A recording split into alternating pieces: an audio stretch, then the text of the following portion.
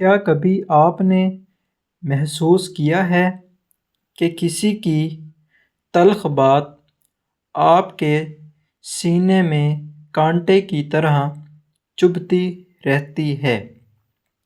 آپ بدلہ لینا چاہتے ہیں، مگر کیا بدلہ لینے سے وہ زخم بھر جاتا ہے؟ معافی کا مطلب ہرگز نہیں کہ آپ دوسروں کے ظلم کو صحیح تسلیم کر لیا، بلکہ اس کا مطلب یہ ہے کہ آپ نے اس ظلم کے اثر کو اپنے حال اور مستقبل پر حاوی ہونے سے روک دیا ہے۔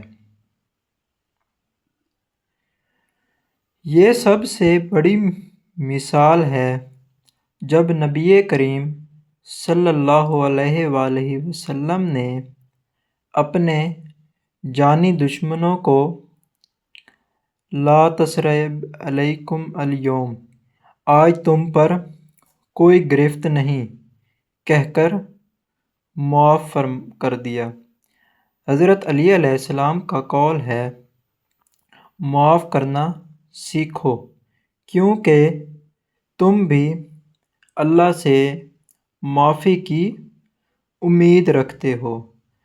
جو غصے کو پی جاتے ہیں اور لوگوں کو معاف کر دیتے ہیں، اللہ ایسے نیکوکاروں کو پسند فرماتا ہے۔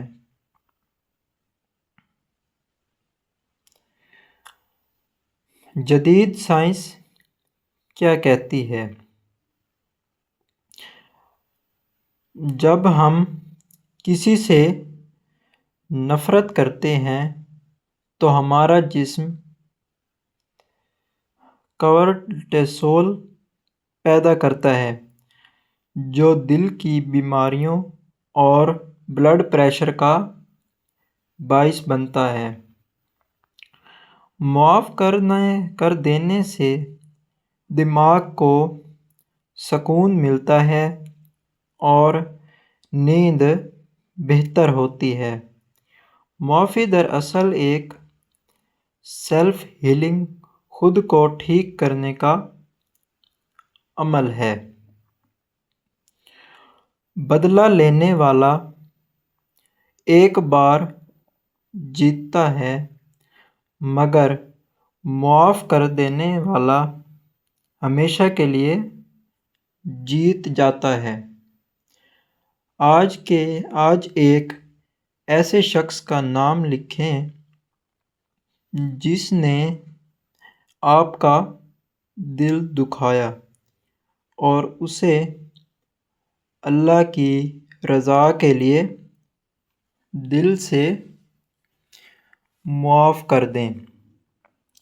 معافی آپ کے دشمن کے لیے نہیں، آپ کے اپنے سکون کے لیے تحفہ ہے۔ ویڈیو کو دعا اور سبسکرائب کی درخواست کے ساتھ ختم کریں۔ انشاءاللہ ملتے ہیں ہم ایک نیکسٹ ویڈیو میں۔ مجھے دیجیے اجازت، اور ویڈیو کو لائک اور چینل کو سبسکرائب کر لیجیے گا۔ انشاءاللہ ملتے ہیں ہم ایک نیکسٹ ویڈیو میں۔ ابھی کے لیے اللہ حافظ۔